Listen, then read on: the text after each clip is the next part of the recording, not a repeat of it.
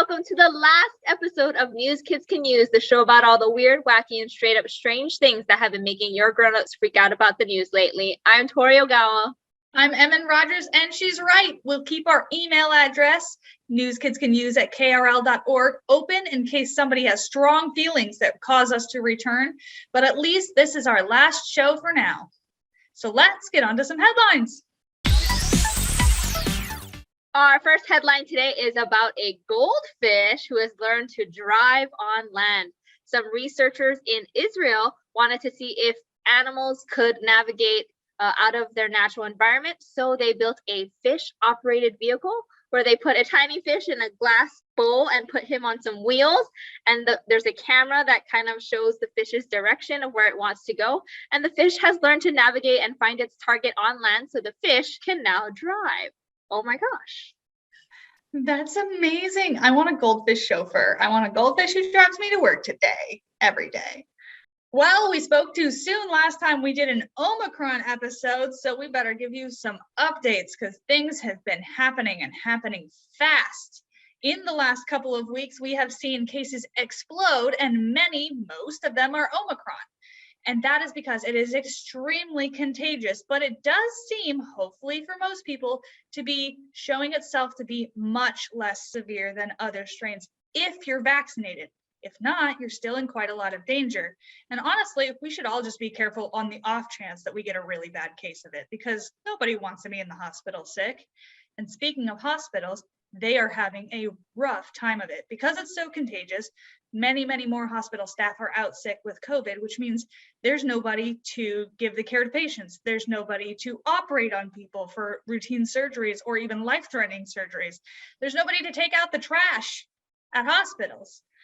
And due to this, some ERs have been closing, and in one case in California, they are telling people who are COVID positive that they have to come into work anyway because it is not an option for hospitals to just fully close up.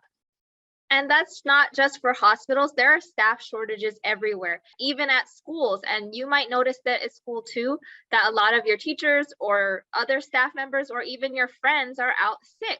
A lot of schools in the Seattle, Washington area are closing and going to remote learning because they have no one to teach, or a lot of their students are sick and they want to stop the spread of Omicron. Yeah, and if that wasn't enough, there's always going to be somebody who's willing to take advantage of a nasty situation and make it worse. So we have noticed that there has also been a rise in not only fake PPE, which doesn't necessarily mean it doesn't work at all, but it doesn't work as well as the real stuff. But there have been fake COVID testing sites pop up. Unfortunately, one of those sites cropped up in Port Orchard. So there's a group called the Center for COVID Control that has been requesting people's personal information before they give what they say is a COVID test. But people got suspicious when those tests weren't returned on the dates they said they would be, or sometimes weren't returned at all. And so that organization is now under investigation for not having fair practices, or maybe not even doing COVID testing for real, just stealing people's identities. In Maryland, doctors have transplanted a genetically modified pig's heart into a human patient. Now, this patient was either get the transplant or he could die anyway, so he wanted to try this highly experimental surgery. And after 3 days, it seems that he is doing well, but it's too soon to say that it's successful because we have to see if his body accepts this genetically modified pig's heart. But it is an exciting time in medical science because this could mean that patients who need transplants will be able to get those organs faster and have a better chance at living. In local news, if you've tried to go skiing recently, you may have found it difficult to get to the ski hill because major passes all around Seattle area have been closed due to the enormous amount of snow they've been getting.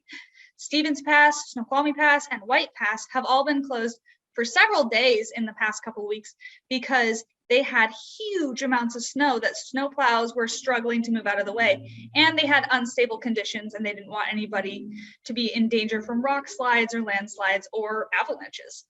The good news is that as soon as all that snow is cleared, we are going to have some amazing ski days around here. Speaking of snow and skiing, the big deal today, we are talking about the Winter Olympics for 2022 in Beijing, China. They are slated to start on February 4th and run through the month of February, which is really exciting, but there's a lot of controversy and some issue around the games being held. Right. So at the very beginning, everyone was worried about human rights and specifically about China's state treatment of Uyghurs and other Muslims. So the Uyghurs are an ethnic group that are mostly Muslim, and they have been treated terribly by the Chinese government. They've been forced into what the Chinese government calls re-education camps, which sounds like code for a concentration camp. And everyone is really worried about what is going on in those. And because China is the way it is, we are not allowed to know. So the US announced this month that it would be launching a diplomatic boycott of the Winter Olympics. And what that means is, while important government officials from our country might have gone to watch, like the president or the vice president or a bunch of diplomats that we haven't heard of, now they're not going to show up because they want to send a message to China that what it's doing to the Uyghurs is not okay. However, there is some question about whether this actually does anything. US Olympic athletes are still going to go compete. And if we're still competing, does that mean that we just still kind of support the Winter Olympics and what China is doing? That's kind of the big question. Now, on top of this, COVID and Omicron are playing a huge factor into whether the games will even run. We saw the same thing happen of Tokyo 2020 Olympics, that they were pushed back a year. And China really doesn't want this to happen. So they are taking extreme measures to really lock down cities where there have been outbreaks, which is kind of extreme when you hear about how some people who have been in lockdown for 2 weeks run out of food and people are panicking to stockpile before they go into lockdown, or else the officials might have to deliver them food when they run out of stuff to eat, which is really crazy because even when we were in lockdown at the beginning of 2020, we were allowed to go get essential items at grocery stores and places like that. So they are taking really extreme measures to make sure that COVID doesn't spread, which is good, but also kind of scary when you can't even get food. So for me, what this all comes down to is, how far are you willing to go to make sure you do the right thing? And this is something that you can discuss with your friends and your family and other adults that you trust. You know, if you were an Olympic athlete and it was a choice between your dream of going to the Olympics and boycotting something that is truly, really terrible, what would you do? And why do you think that's the right choice?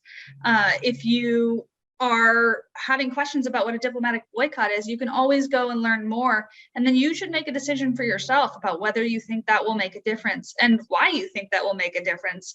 And if it wouldn't make a difference, what do you think is the right thing to do? It's a really complicated issue. And unfortunately, on one side of it are things we want and we love, like the Winter Olympics and sports. And on the other side of it are, you know, maybe it's people's welfare, maybe people being treated fairly and being treated like human beings.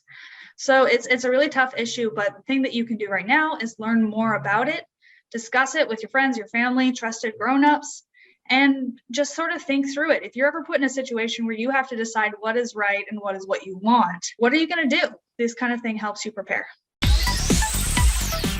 Well, that's it for our last show. But before we go, we really wanted to say thank you so much for watching over the last year. We've put a lot of effort into bringing you the news and talk about our feelings and emotions, showing you some cool dogs and talking about weird news stories and trying new stuff. And we really had a lot of fun bringing all of this to you. Exactly. It has been so much fun to try and discuss this in a way that makes sense to everybody and to show all sides of the issues while still just remembering to remain kind and hopeful about the future.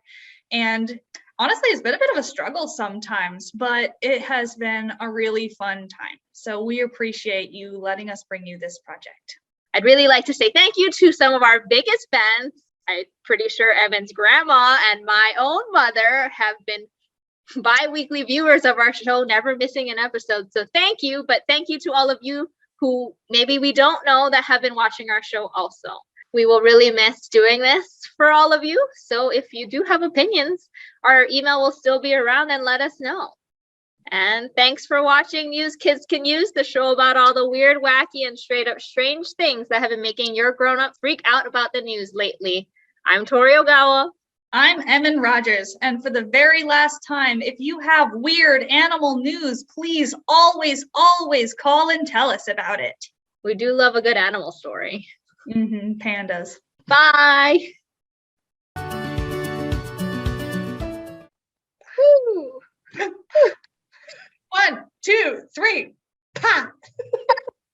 strange things that have been making your grown-ups freak out about the news lately? Oh yeah, I'm Toriel Go. I forgot.